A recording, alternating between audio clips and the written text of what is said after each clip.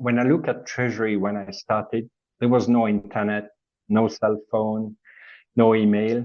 So we were using things like fax machine, telephone, like landlines. When I started, they were consolidating the books using telex. And I'm sure a lot of people don't even know what it is. But anyway, so I've seen quite a change in the technology landscape. And, I just love it.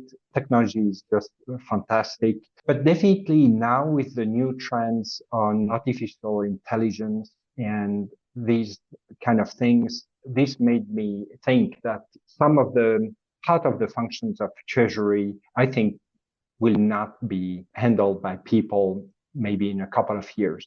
And I'm just a simple person.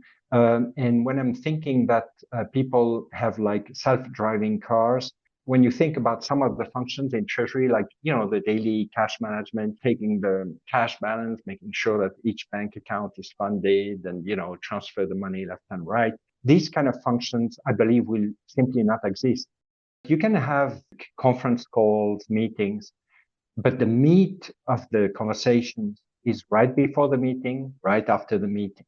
And now you control this conversation, and that changes the stuff. The other thing is humans are humans. And when you're far away, you cannot create this kind of intimacy and trust that you can create when you are located in the headquarters. And as I said, meeting with the CEO, CFO almost daily, makes a difference.